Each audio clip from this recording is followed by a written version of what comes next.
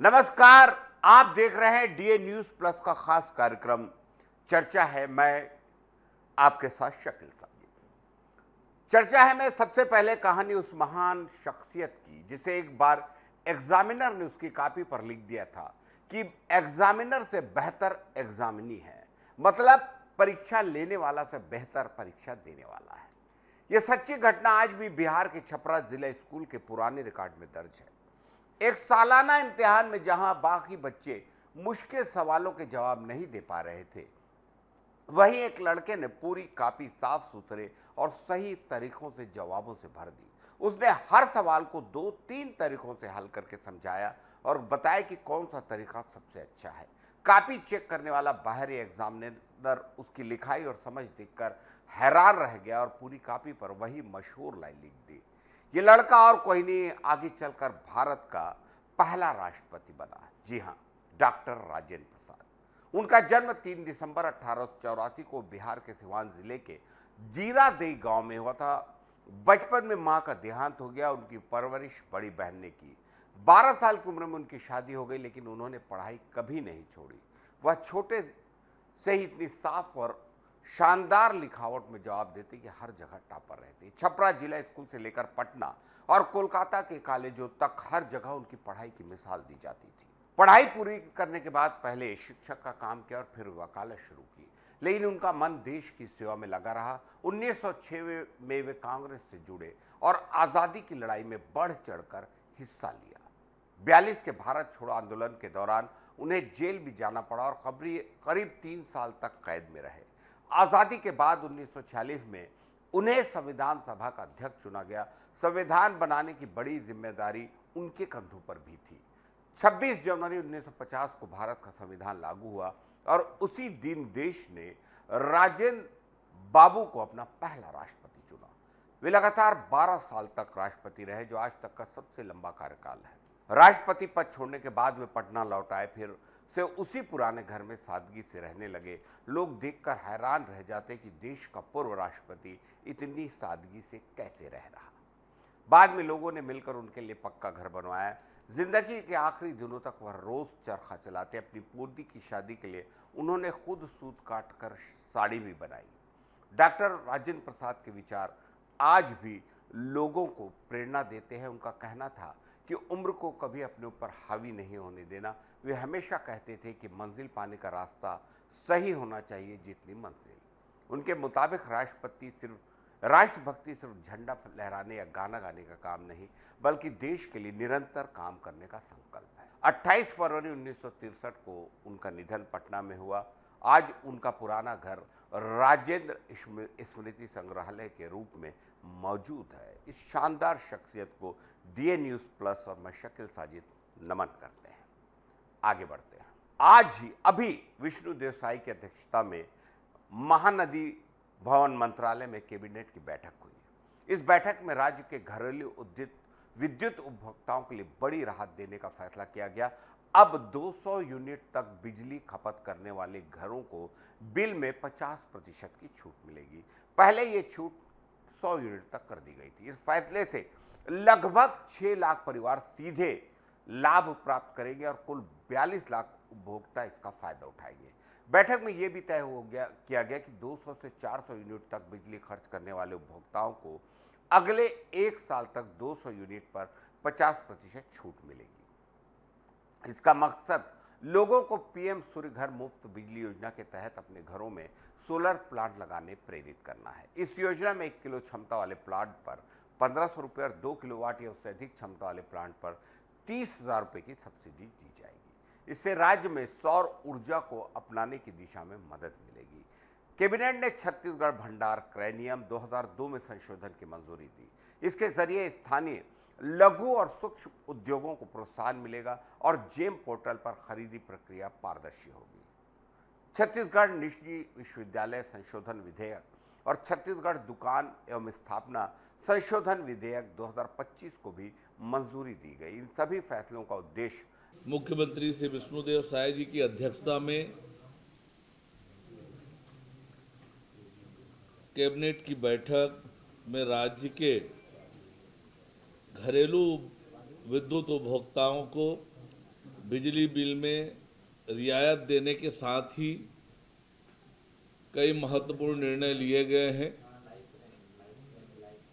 मुख्यमंत्री ऊर्जा राहत जन अभियान MURJA राज्य के घरेलू विद्युत उपभोक्ताओं को बिजली बिल में राहत देने के लिए मुख्यमंत्री ऊर्जा राहत जन अभियान राज्य में 1 दिसंबर 2025 से लागू है, जिसके तहत घरेलू विद्युत उपभोक्ताओं को 100 यूनिट से बढ़ाकर अब 200 यूनिट प्रति माह तक बिजली बिल में 50% छूट का लाभ मिलेगा। राज्य में व्यवसाय, रोजगार और बुनियादी ढांचे को मजबूत करना है। इसके साथ ही प्रशासनिक सुधार और पारदर्शिता के प्रयास। सीएम साई की सरकार ने बताया कि यह कदम लोगों को प्रत्यक्ष लाभ देने और राज्य में विकास को गति देने के लिए बेहद महत्वपूर्ण है। एक और चर्चा जो बहुत ज्यादा विवादों में भी आ रही है, एक्टर रणवीर सिंह ने हाल ही में एक विवाद में घिर गए हैं। हिंदू जन जागृति समिति ने उनके खिलाफ शिकायत दर्ज कराई है। आरोप है कि रणवीर ने फिल्म फेस्टिवल में चामुंडी देवी को भूत कह दिया, जिससे लोगों की धार्मिक भावनाएं आहत हुई है। हम भी इसकी निंदा करते हैं कि हमें बोलने में बेहद संयम रखना चाहिए। मामला बढ़ने के बाद रणवीर सिंह ने सार्वजनिक तौर पर अब माफी मांग ली है। उन्होंने अपने इंस्टाग्राम पर लिखा कि उनका विचार किसी की भावनाएं आहत करने का नहीं था। वो सिर्फ फिल्म कांतारा में ऋषभ शेट्टी की परफॉर्मेंस की तारीफ कर रहे थे। रणवीर ने कहा कि वो हमेशा हर धर्म, संस्कृति और परंपरा का सम्मान करते हैं और ये सच भी है। कई बार ऐसा देखा गया है और अगर उनकी बात से किसी को दुख पहुंचा है तो वे दिल से माफी चाहते हैं। ये शिकायत पणजी में दर्ज हुई है। रिपोर्ट्स के मुताबिक समिति के सदस्यों ने पुलिस से सख्त कार्रवाई की मांग की है। उनका कहना है कि चामुंडी देव तुलु समुदाय का पवित्र देवता है और उनका गलत जिक्र लोगों में अशांति फैला सकता है, उन्हें आक्रोशित कर सकता है। शिकायत में यह भी कहा गया कि रणवीर ने मंच पर मजाक करते हुए गलत शब्द का इस्तेमाल किया, जिसकी वजह से लोगों को भावना को ठेस पहुंची। फिल्म फेस्टिवल का एक और वीडियो भी सामने आया, जिसमें रणवीर सिंह मंच से उतरने के बाद भी ऋषभ शेट्टी के सामने चामुंडी देवी की मिमिक्री करते दिखाई दे रहे हैं। वीडियो वायरल होने के बाद सोशल मीडिया पर लोगों ने इनकी खूब आलोचना की। कई यूजर्स ने लिखा कि रणवीर को देवी और भूत का फर्क ही नहीं पता। कुछ ने कहा उन्हें स्टेज पर ऐसा मजाक बिल्कुल नहीं करना चाहिए। कई लोग डायरेक्टर और इवेंट टीम को भी इसके लिए जिम्मेदार ठहरा रहे हैं और ये सच भी है। शिकायत और माफीनामे के बाद रणवीर सिंह गूगल पर भी ट्रेंड करने लगे। लोग लगातार विवाद के बारे में सर्च कर रहे हैं। समिति ने रणवीर से सार्वजनिक माफी भी ली जाए और उन्हें भविष्य में इस तरह की बातें न करने का वादा करना चाहिए। संगठन ने IFFI के आयोजकों से भी गुजारिश की है कि आगे से ऐसी किसी घटना को रोकने के लिए आचार संहिता बनाएं। IFFI के मंच पर कांतारा फिल्म के एक सीन का जिक्र कर रहे थे। उन्होंने कहा जब फिल्म में फीमेल घोस्ट किरदार आता है तो वो सीन उन्हें शानदार लगा। उसके बाद उन्होंने इस किरदार की मिमिक्री की जो लोगों को पसंद नहीं आई। इसी बात को लेकर अब पूरा मामला विवाद में बदल गया और रणवीर सिंह को माफी मांगनी पड़ी है। आगे बढ़ते हैं। आज एक बेहद शानदार शख्सियत और सदाबहार अभिनेता, जिन्होंने लगभग 6 दशकों तक हिंदुस्तानी फिल्म आवाम के दिलों में राज किया। जी हाँ, आज हम बात कर रहे हैं अपने दौर के दिग्गज अभिनेता देव आनंद साहब की। बता दें कि आज 3 दिसंबर को उनकी पुण्यतिथि है। देव आनंद ने अपने अभिनय स्टाइल और अंदाज से दर्शकों का बरसों दिल जीता। लोगों के बीच उनका सौम्य व्यवहार और शाइस्तगी उन्हें और भी खास बनाती थी। देव आनंद सिर्फ बड़े अभिनेता नहीं बल्कि फैशन आइकन थे। बताया जाता है कि उनके काले कपड़े पहनने का अंदाज इतना मशहूर हो गया था कि कुछ समय के लिए लोगों ने माना कि कोर्ट ने भी शायद उनके काले कपड़े पहनने पर प्रतिबंध लगा दिया था। 60 के दशक में फिल्म इंडस्ट्री में रोमांस और स्टाइल के मामले में देव आनंद ने एक अलग मुकाम बनाया। जन्म 26 सितंबर 1923 को पंजाब के शंकरगढ़ में। उनका असली नाम धर्मदेव पिशोरी मलानंद था, लेकिन बॉलीवुड में देव आनंद के नाम से जाने गए। बचपन से अभिनेता बनना चाहते थे। उन्होंने अंग्रेजी साहित्य की पढ़ाई के बाद 1940 में मुंबई आकर अभिनय की दुनिया में कदम रखा। पहले उन्होंने मिलिट्री सेंसर ऑफिस और फिर एक अकाउंटिंग फर्म में नौकरी की।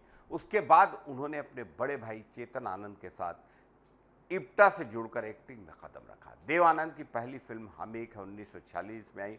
उनकी लंबी डायलॉग डिलीवरी और झुक कर चलने का अंदाज लोगों को बहुत पसंद आता था। उन्होंने अपने कैरियर में 100 से ज़्यादा फिल्मों में काम किया और लगभग 19 फिल्मों का निर्देशन किया। 13 फिल्मों की कहानी खुद लिखी। उनकी सबसे चर्चित फिल्मों में गाइड, जिद्दी, काला पानी, मुनीम जी, हरे कृष्णा, हरे रामा, देश परदेश, जानी मेरा नाम, बहुत सारी शानदार फिल्में, अमीर गरीब, ऐसी बहुत सारी शानदार फिल्में हैं जिसमें देवानंद का आनंद, गैम्बलर, इन सब में देवानंद का आनंद सर चढ़कर बोलता था। फिल्म गाइड उनकी पहली रंगीन फिल्म थी जिसके लिए उन्हें बेस्ट एक्टर का फिल्म फेयर अवार्ड भी मिला। देवानंद और गुरुदत्त की दोस्ती का भी एक रोचक किस्सा है। मुंबई में जब देवानंद पहली फिल्म के सिलसिले में स्टूडियो जा रहे थे तब उनके कपड़े लॉन्ड्री से गायब हो गए। देवानंद ने दूसरे कपड़े पहनकर स्टूडियो पहुंचे और देखा कि वही कपड़े एक लड़के ने पहन रखे हैं। ये लड़का कोई और नहीं बल्कि गुरुदत्त थे। यहीं से उनकी दोस्ती शुरू हुई और बाद में देवानंद ने अपनी पहली प्रोडक्शन फिल्म बाजी गुरुदत्त के निर्देशन में बनाई। देवानंद का पहला प्यार सुरैया था। फिल्म विद्या की शूटिंग के दौरान उन्होंने सुरैया को बचाया था और तभी इन दोनों के बीच प्यार हुआ। उन्होंने सुरैया को 3000 रुपये की हीरे की अंगूठी के साथ प्रपोज भी किया, लेकिन रिश्ता पूरा नहीं हो सका। बाद में उन्होंने 9-2-11 की अपनी फिल्म की हीरोइन कल्पना कार्तिक से शादी की और वो जीवन भर उनकी साथी बनी रही। देवानंद का अंदाज और स्टाइल बिला शक आने वाली कई पीढ़ियों के लिए प्रेरणा दिए रहेगा। 3 दिसंबर 2011 को देवानंद इस दुनिया को अलविदा कह गए, लेकिन उनके फिल्म स्टाइल और अदाकारी हमेशा लोगों के दिलों में जिंदा रहेगी। एक और बड़ी खबर, एक बेहद डायनेमिक पर्सनालिटी, इत्तेफाक से वो राजनीति में है। जी हाँ, हमारे रायपुर के सांसद बृजमोहन अग्रवाल। रायपुर में कलेक्टर गाइडलाइन दरों में वृद्धि को लेकर सांसद बृजमोहन अग्रवाल ने मुख्यमंत्री श्री विष्णुदेव साय को पत्र लिखा है। पत्र में उन्होंने तत्काल इस निर्णय को स्थगित करने की मांग की है और ऐसी बहुत सारी चीजें बृजमोहन अग्रवाल खुलकर बोलते हैं। बृजमोहन अग्रवाल ने पत्र में इस बात का हवाला दिया है कि सरकार के इस फैसले से सीधे तौर पर किसान, व्यापारी और मध्यम वर्ग के लोगों पर आर्थिक बोझ पड़ेगा, जिससे लेकर लोगों में भारी असंतोष व्याप्त है। वहीं बृजमोहन अग्रवाल के इस लेटर बम के वायरल होने के बाद सूबे की राजनीति एक बार फिर गर्मा गई है। उन्होंने कहा कि नवा रायपुर के ग्रामीण क्षेत्रों को बिना जरूरी सुविधाएं विकसित किए नगरीय क्षेत्र में शामिल करना भी अनुचित है। बृजमोहन अग्रवाल ने दावा किया कि गाइडलाइन वृद्धि से भूमि अधिग्रहण में अधिक मुआवजा मिलने की बात भ्रामक है, क्योंकि इससे केवल 1% किसानों को लाभ होगा, जबकि 99% जनता पर भारी आर्थिक बोझ पड़ेगा।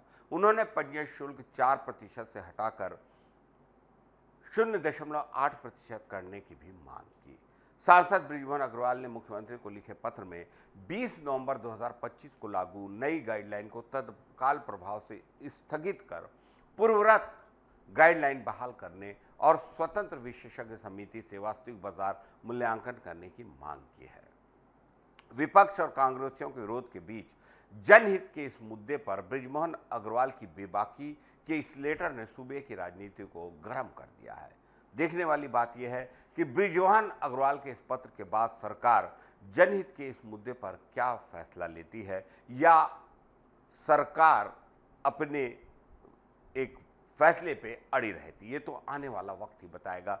कलेक्टर गाइडलाइन दरों में वृद्धि को लेकर छत्तीसगढ़ में, पूरे छत्तीसगढ़ में सियासत गरमाई है और पिछले दिनों दुर्ग में व्यापारियों पर भी जो लाठीचार्ज हुआ, इससे व्यापारी और जनता बहुत नाराज हैं सरकार से और इसे टाला जा सकता था। कांग्रेस सरकार के इस फैसले का सड़क पर उतरकर विरोध कर रही है। वहीं दूसरी तरफ, जैसा मैंने कहा, जमीन कारोबारी भी सरकार के इस फैसले से नाराज हैं, प्रदर्शन कर रहे हैं। इस सारी राजनीतिक बहस के बीच सांसद बृजमोहन अग्रवाल ने अपने बिंदास और बेबाक अंदाज में आज एक बार फिर लेटर बम फोड़ा है और वृद्धि के फैसलों में, गाइडलाइन के वृद्धि के फैसलों को जनता के पक्ष में नहीं बताया है। उन्होंने कहा है कि बिना जन परामर्श और बिना वास्तविक मूल्यांकन के की गई ये वृद्धि पता नहीं किसके इशारे पे की गई है, लेकिन ये वृद्धि किसान, व्यापारी, मध्यम वर्ग सहित अलग अलग वर्गों पर सीधे सीधे तौर पर आर्थिक बोझ डालती है। सांसद ने अपने पत्र में लाभांडी और निर्मोरा जैसे गांव में क्रमशः 725% और 888% तक बड़ी दरों को उदाहरण देते हुए इसे बेहद जन विरोधी निर्णय बताया है। हम सलाम करते हैं बृजमोहन अग्रवाल को कि उन्होंने सत्ता पक्ष का एक सक्रिय व्यक्तित्व सांसद होते हुए भी ऐसा लगता है कि अगर ये बात गलत है तो उसका विरोध किया है।